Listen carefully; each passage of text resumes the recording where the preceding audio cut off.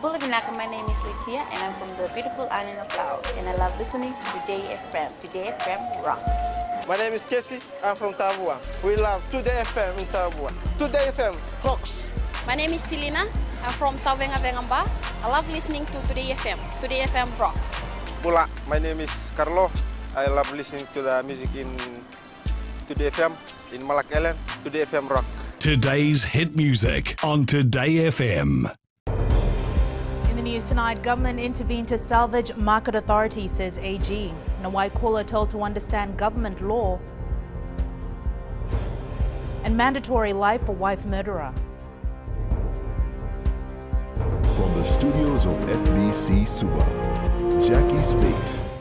The Agro-Marketing Authority, formerly known as the Fiji Agriculture Marketing Authority, was in huge debt and on the verge of collapsing in 2004.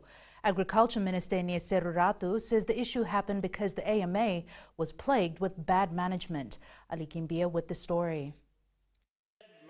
The Fiji First government had to implement strategies to salvage the Agro-Marketing Authority. This led to government to make a decision to appoint public officers to the board simply because, Madam Speaker, AMA cannot afford to pay for the board members. So because public officers would not be paid, they have to be appointed to the board, and of course the chief executive officer as well, and the executive chairman was appointed with the hope of salvaging it from the doldrums. Established in 2004, with the AMA was responsible for identifying markets for local producers. However, due to the bad management practice, the government had to intervene. Again, this is an initiative of the SDL government on 9 March 2004. But, Madam Speaker, let me say that this is just to cover up the bad management and inefficiencies of previous organizations that existed before AMA. The Honourable Minister has alluded to the problems of previous government. What has the government done in the last 11 years on this concept? The government has allocated $6 million to the authority to assist the local farmers. Ali Kimbia, FBC News. Speaker of Parliament Dr. Chico Luveni terminated opposition MP Pramod Chand's speech in Parliament. This is after Chand claimed he was the only one in Parliament that resides in Vanuatu. Employment Minister Choneo Somate then said that what Chand is saying is not true and there are other people in Parliament who also reside in the north. Dr. Luveni then gave a chance to Chand to withdraw the statement. Honourable Member, you have made misleading statement. Would you like to withdraw? That particular statement that you are the only member representing Vanuatu. Talking about NFP, I'm the resident member. Withdraw. That's not a withdrawal. This hand motion is showing that that's not a withdrawal. It must be a genuine withdrawal. Order. Honourable Member, I made a ruling and you deliberately... Yes, I withdraw, Madam Speaker. Oh, no, it's too late. You're too late, so I'm terminating your speech as from now. Opposition MP Niko Nawaikula today questioned Attorney General and Acting Prime Minister Aya Said Qayyum's role in answering questions relating to the local government and environment ministry. Said Qayyum was responding to a question in Parliament in his capacity as Acting Environment Minister when Nawaikula objected. Ali Kimbia has more. Person responsible. Niko Nawaikula claims Attorney General Aya Said Qayyum has answered about 90% of questions in Parliament, saying that a chance should be given to Assistant Minister Lorna Eden to respond to questions regarding environment. Why don't you let her talk? 90% of what's happening here is from the Honourable Minister.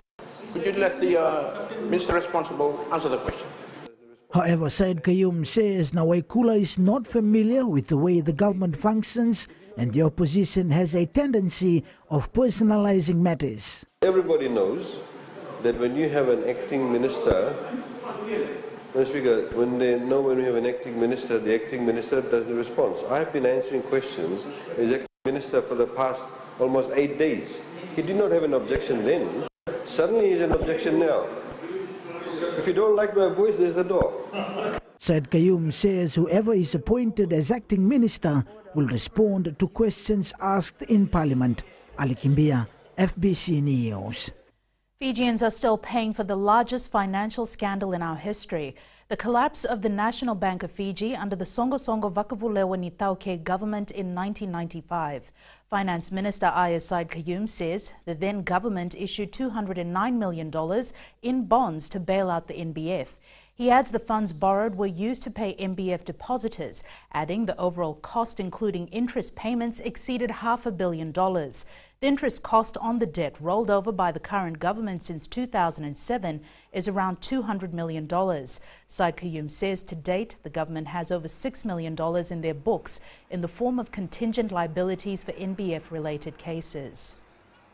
The initial bonds have matured, but both the SDL government and later on the Fiji First government has had to roll over this debt. This means that we're still paying for this debt, and it is likely that future generations will continue to pay for it. This, in fact, has created intergenerational inequity. The current and future generation has to bear the cost burden of the mismanagement of a state-owned bank under the SBT government. The Prime Minister then, of course, is now the current leader of Sodelpa. A father of 3 has been sentenced to mandatory life imprisonment of 17 years without parole for murdering his 29-year-old wife Saleshni Lata in 2015. 33-year-old Hem Singh was convicted of 1 count of murder and 1 count of giving false information to a civil servant. The court heard that on the morning of the offence, Singh had tea with his wife and then went to work on the farm. He later told his wife to plant pumpkins and an argument broke out between the couple. The court heard the man took a stick and hit his wife's head and chest when she fell. He then put his wife on a horse and had hit her again. Her body was later found by a farmer near Seymour Hill in Singatoka. Sentencing the man, High Court Justice Salesi Temo said life is precious and in this case there is no justification. She gave him 3 children, which means there was a lot of love. Still to come, lessons learned from flight crash. And money motivating temple sacrilege. Stay with us.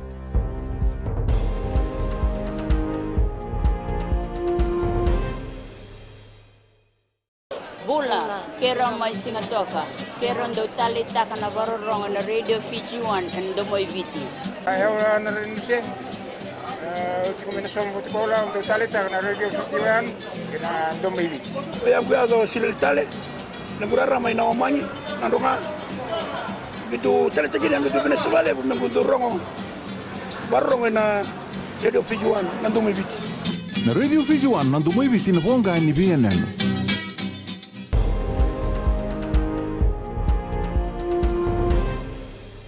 The tragic plane crash that killed Pacific Flying School instructor pilot Iliasa Tawalo and trainee pilot Merilesita Lutu 2 weeks ago has propelled the government to establish a Fiji Rescue Coordination Centre by year-end. Defence Minister Ratu Inoke Kumbombola, in a ministerial statement, noted that a number of lessons were learned from the search and rescue mission in the Laikoro Lambasa, one of which was the need for a more coordinated approach. Maggie Boyle reports. The Defence Minister has highlighted that lessons learned from the Lambasa operation last week will now influence the finalised draft of a search and rescue manual. The proposed search and rescue bill, which we hope to present to Parliament this year, empowers agencies, in particular the establishment of the Fiji Rescue Coordination Centre and the subsequent alignment of the 3 classes of search and rescue, namely land, maritime and aeronautical and rescue to the Rescue Coordination Centre. Kumbombola says they've already begun first responder training. All advisory councils, touring koros in villages and informal settlements will be empowered under the search and rescue manual to initiate initial response to any distress call. Meanwhile, opposition MP Pramod Chand has called on government to consider post-care. I would like to think that the post-search and rescue efforts also includes extensive counselling for those personnel involved, including the media, the families and the fellow student colleagues of Pacific Flying School. Chand's fellow opposition MP has called for commendations. I call on the government too to recognise the rescue team in terms of awarding bravery medals. Meanwhile, the Defence Minister clarified that delays in retrieving the bodies of the two pilots were due to the bad weather. Maggie Boyle, FBC News. There have been 14 cases of sacrilegious vandalism in the country. Defence Minister Enoke Kumbombola says not only temples are being violated, other churches have also been targeted. Kumbombola says 3 cases are before the court, while the others are still being investigated. He says police have found out that the prime motive behind the desecration of these holy places is robbery by people desperate for money. Investigation continuing, the Shiv Mandir Namara Road, number 1, the Nandera Catholic Church, the Umbati Mandir Valilevo, Tanusu Assemblies of God, Natalau, Sambeto, Hope Assemblies of God, Natalau, Sambeto, Marishi, Trias, Dharam Temple, Sambeto, Kalili Settlement Church, Lutoka, Kavangasau, sorry, Temple, Singatoka, Shri Sadia Dharam, Raman Madali, and also the Wunisinu Methodist Church. The Young Entrepreneurship Scheme, or YES program as it is more commonly known, is targeted at young Fijians to help them realize their full potential. Minister responsible, Fayaz Koya, while responding to an oral question, said the YES program has had a phenomenal response, gathering momentum with its website that allows prospective applicants to make online submissions. The program, which is open to Fijians between the ages of 18 and 30, was allocated $2 million in the national budget. To date, we have received 270 applications, and as I said earlier, the number of hits on the website is already 1 million. And number of organizations, actually, Madam Speaker, have approached the ministry to offer training for the young entrepreneurs. A total of 1,060 workers have been sent to Australia and New Zealand under the Seasonal Workers Scheme. Employment Minister Choneo Somate says 600 have been deployed to New Zealand, while 460 in Australia. Ana Ravulo has more. One of the largest group of seasonal workers flew to New Zealand last week. Majority of the 82 workers are from the rural and maritime areas. The criteria was revised to address the issues of workers running away from their workplace when they reach the time to return home. Some of the other reasons that have prompted this change of focusing on the population in general and sort of limiting it more to those in rural maritime areas is because we want to help arrest urban drift. Choneo Somate says during his visit to the two countries, the workers raised a major issue. One major challenge that has been faced by our workers there is the influence from our Fijian diaspora who have become Australian citizens. Advice given by some of our diaspora to seasonal workers has been incorrect, resulting in our workers being misled to break their employment contracts and get into unnecessary trouble, which then affects the reputation of Fiji and Fiji's workers that go across for the seasonal work program. The minister adds they will appoint a liaison officer to oversee the work done by these people in the two countries so they stay on track. Ana Ravulo, FBC News. In sports later on with Jamie, Netball Fiji finalises Commonwealth squad, but here's Rachel with the latest in business. Thanks, Jackie. Good evening, and coming up in business tonight, Fiji's green bond to be listed on the London Stock Exchange. And in growing Fiji, Nassori Airport runway extension to increase profits. Stay with us.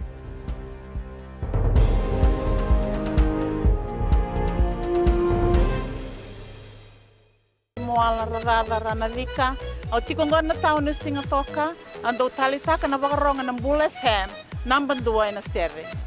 Ya dora subuli kurnambili. Ibora ni batu karahan para binaranga. Do talitakina na wakaronga ng Bull FM number 2 na serre. Bula. Bull FM number 2 na serre.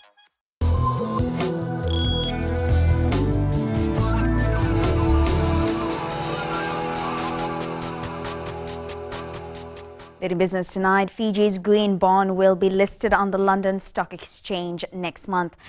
Climate Change Minister A.R. Said Kiyum says Prime Minister Varangi Bainimarama will travel to the British capital to officiate this milestone achievement. Said Kiyum says this will enable them to secure more international investors for green bonds. The proceeds from the green bond will be put in a ring finance account. This will later be used for climate change mitigation and adaptation projects, as announced in the 2017-2018 national budget. London Stock Exchange is the world's premier listing choice, and by listing our green bonds on the London Stock Exchange, we will inevitably be raising Fiji's international profile amongst investors, especially those looking for green investments. Senior banker Harun Ali has been appointed the new country head for BSP Fiji. Ali, who will succeed Kevin McCarthy, is the first Fijian to head the bank's business in Fiji. He has 38 years of diverse experience in Fiji, Australia, Papua New Guinea's banking sector. The transition for McCarthy to Ali will start on June 1st, with McCarthy retiring at the end of this year. And we now join Rocco from HFC with the latest from the money market. Naka, let's see what's making headlines in the financial markets today. The headliner was expected to be the U.S. Consumer Price Index release, but market reaction was muted when the inflation figures for the U.S. came out exactly as expected. Meanwhile, as the U.S. economy continues to accelerate, everyone awaits the next move of the Federal Reserve, which seems to track for another interest rate hike in order to cool inflation. Closer to home, Australia's Westpac Consumer Confidence Index was released at -2.3%, but otherwise market expectations are largely flat for Australia. Meanwhile, tonight we have New Zealand's GDP quarterly figures, together with the US retail sales for the month of February and the Japanese foreign investment bond releases for March. All of these will have some influence on the exchange rates. And that's all from our markets update today. Thank you. Thanks, Rocco. Looking at today's currency exchange rate set this morning for the Fijian dollar. Our dollar continued to rise against the US dollar and made gains also against the Aussie dollar and the PNG Kina and the Japanese yen. As for the commodities market, oil prices continued to fall at $60.82 a barrel. Gold rose to close at $1,324 an ounce, and silver followed suit, closing at $16.57 an ounce. And in Green Fiji tonight, the Nassori airport is failing to make a profit. Aviation Minister A.R. Said Kayum says once the land is acquired to extend the runway, the airport will be able to accommodate bigger flights that will rake in profits. Here's more details. The extension of this runway depends on the successful negotiations between the government and the village of Nasalai in Nassori and its 3 land-owning units. The Nassori Airport, Madam Speaker, currently, for example, the largest aircraft that lands there is 737-800 that has the direct flights to Sydney and also to Auckland. However, Madam Speaker, this aircraft actually flies also on a not a full load, because of the length of the runway. The minister also revealed in Parliament that some lawyers have been trying to influence the acquisition. Many of these lawyers who operate the office from the boot of their cars, some of them operate from the suitcases, some of them sit around in dolphins, go around putting wrong ideas into people's head, should not be looking at, Madam Speaker, a lump sum upfront and an astronomical amount. Said Kayum says they're also cleaning the mess of the previous governments. The government paid $1 million for the acquisition of the leases from the native owners, as opposed to the $5 million valuation conducted by the native owners. The current Nassori airport site was acquired during the colonial government days on the 1st of January 1951. The lease issued was for 99 years at £66 per annum with no right of reassessment. And no government has actually corrected that. During the colonial days, nor the Alliance government, nor the Rambuka government, nor the SDL government. We are actually going to correct that, Madam Speaker. Said Kayum says the land acquisition will provide great value not only to the Nassori airport, but also to the landowners.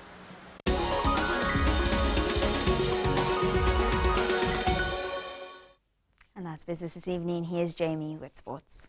Thanks, Rachel, and good evening. In sports tonight, Fiji's Sevens team back home, and Fiji football wraps up preparation for Asian tour. This and more coming up.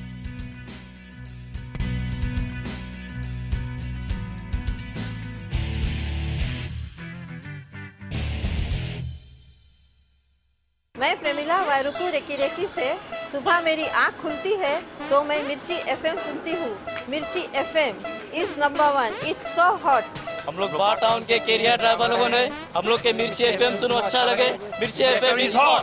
हाय, मैं संध्या नारियल रेफ्रिकी से मेरे सारे दोस्त मिर्ची FM सुनते हैं। मिर्ची FM is hot. I love मिर्ची एफएम। हमें स्पिन तो हुआ कि मिर्ची एफएम में सबसे अच्छा गाना बजे। मिर्ची FM, it's hot.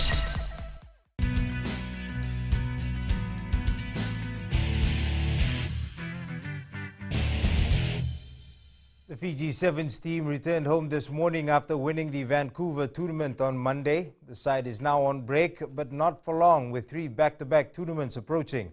Next week, preparations begin for the Hong Kong Sevens, Commonwealth Games and the Singapore Sevens. Felipe Naikaso has more. Family and friends gathered at the Nadi International Airport early this morning to welcome the side, which did Fiji proud in Canada on Monday, and also prepare for what lies ahead. I know I know the boys are now getting used to all the system and environment and the pace of the game nowadays. So yeah, I think it's just start of something new for the team.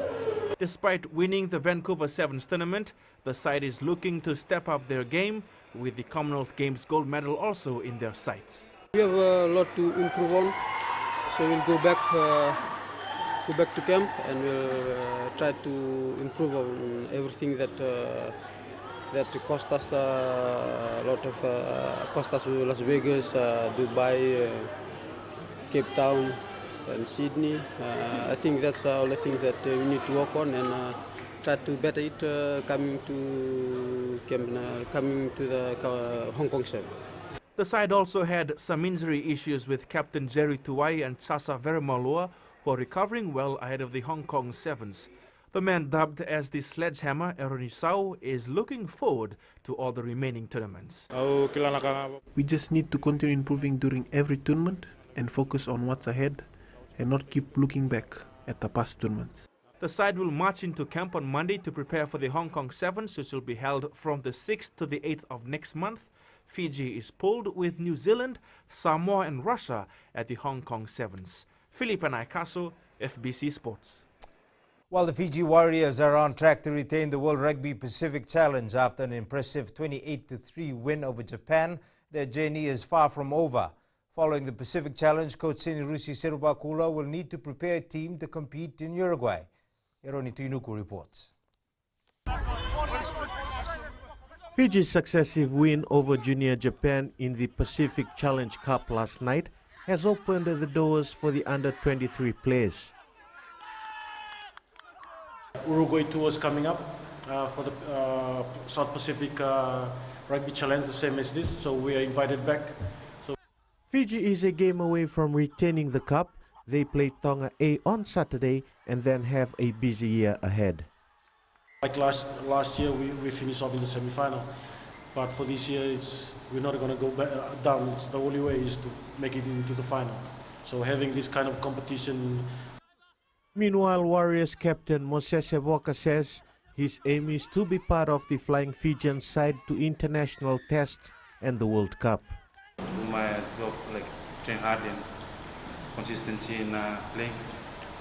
The Fiji Warriors side has already won 2 matches with bonus points and will play Tonga A in their last match on Saturday at 3 p.m. at Suva's ANZ Stadium. Eroni Pinuku, FBC Sports. The Solomon Islands National Rugby Federation will keep an eye out for Solomon descendants residing in Fiji during its first ever Sol Tuna Sevens tournament. The tournament, which will be hosted by Solomon Rugby, hopes to discover players eligible to feature in its national team. Luciana Tangedakimba reports. These players will only be able to represent their country once the dual citizenship bill is passed by the Solomon Islands government. Actually, it all depends on the dual citizenship thing. Currently, they may not be eligible to play for Solomon Islands because of the citizenship bill. Federation Chief Executive Gerald Oyaka says a lot of procedures will be involved for this selection. Fijian descendants to play for Solomon Islands at this point of time. I think they don't have citizen, and it will be not possible at this point of time. The Solomon national team will also be competing in other local tournaments here. Good for Solomon Rugby, I think.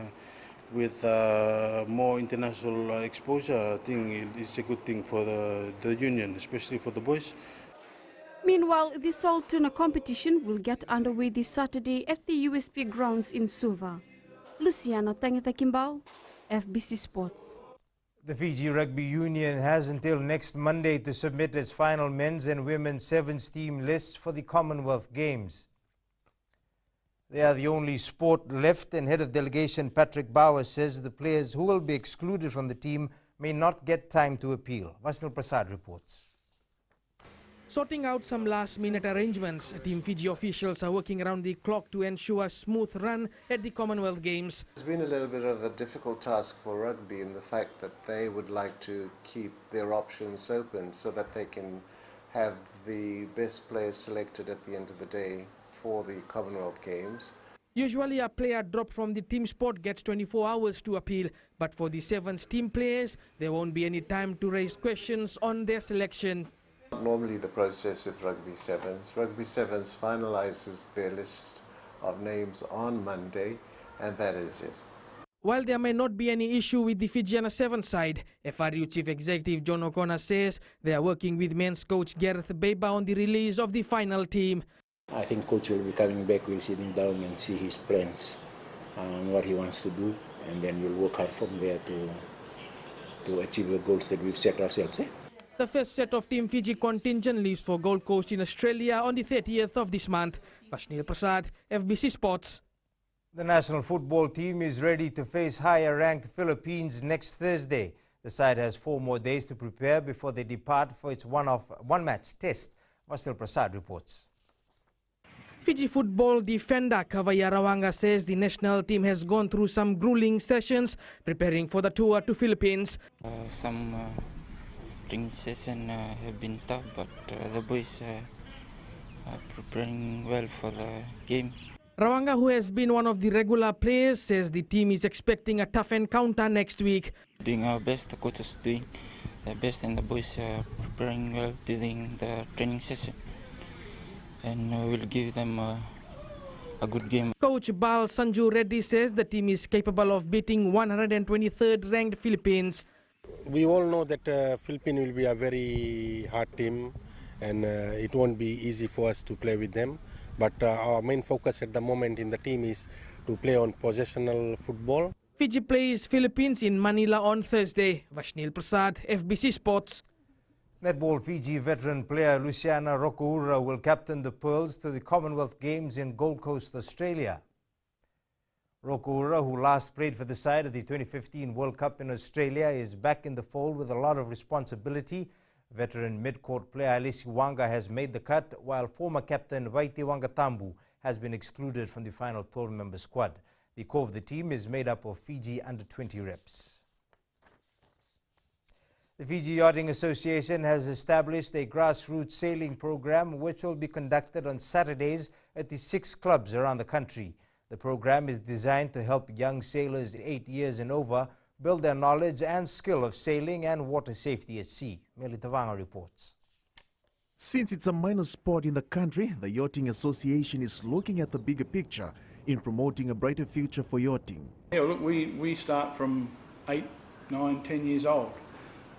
Really, the only thing we require from those who want to learn to sail, whether they're young children or adults, an interest in sailing, they want to sail. The association has started its program in few clubs and hopes to extend it. Yeah, we started through the Lathala Bay Club. You can go down to the yacht club in Suva at Walu Bay and inquire. Savu Savu is very strong in teaching children sailing. And now we're also starting to get programs running at Denarau and at Pacific Harbour. And there has been a little bit of learn to sail work going on at Vunda. National coach Emmanuel Jamado is urging youngsters to come and make use of the free program. Invite the people come here with the sun for star sailing. Try. We can teach for optimists. The sailing classes start at 10 a.m. every Saturday at the Savu Savu Yacht Club, Laudala Bay, Royal Yacht Club in Suva, Vunta Marina and Denarau in the west. Melitawanga, FBC Sports.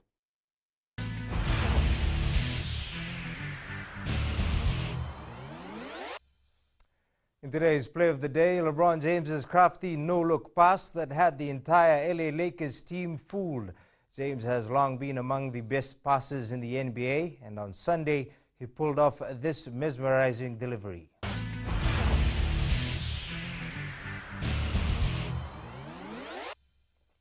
That's it from Sports Tonight. Join Angie later on with weather and in new media. A look at Google's new mobile operating system tagged Android P. Details after the break.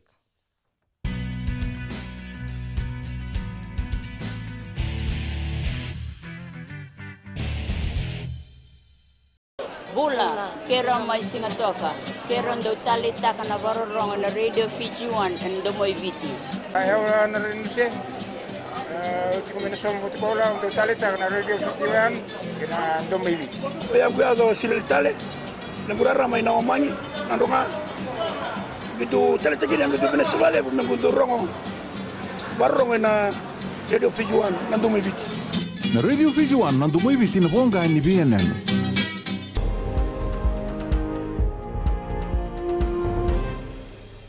In new media, Google's newest Android build is available for devs to tinker with, but don't expect it on your smartphone in the near future.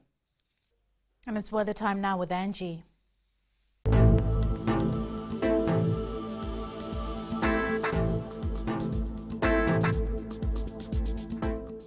Hello there and welcome to the Weather World.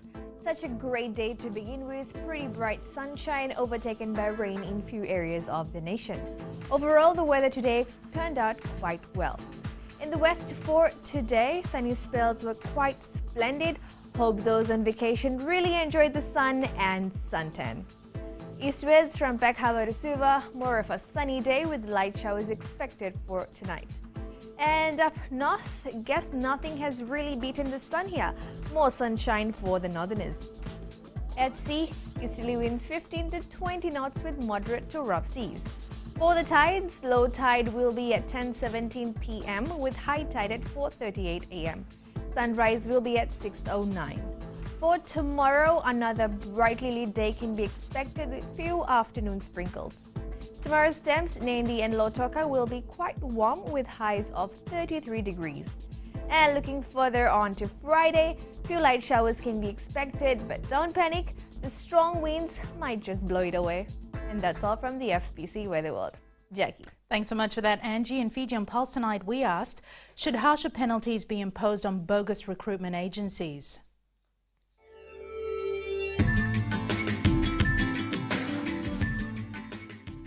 I think it's not fair. Some people, they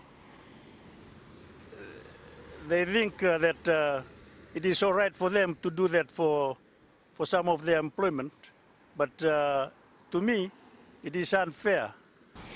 Yes, they should. Yes, there should be harder penalties. Yes, I think a harsh punishment should be given to them because they're giving the wrong information. So. I think they should face penalties for being a fake agent like that.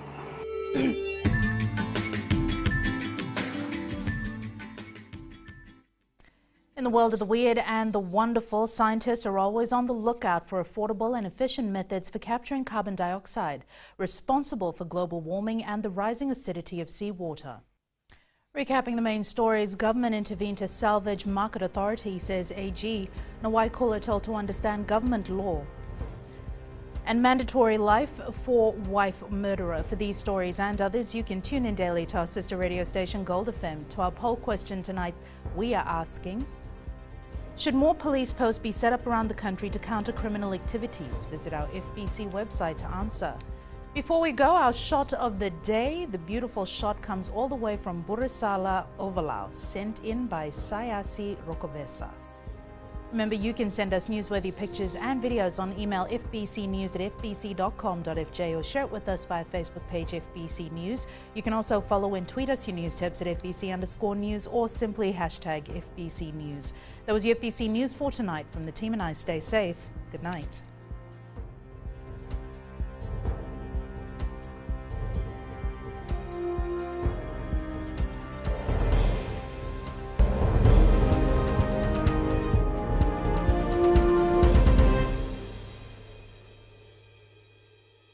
Wrong on the radio Fiji 1 and the Moy Viti.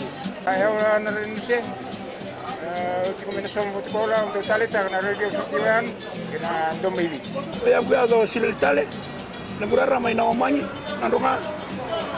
Gitu talita gini ang gitu pinasabale pag nagundurong. Barong na radio Fiji 1 na Domoy Viti. Na radio Fiji 1 na Domoy Viti na buong ni BNN.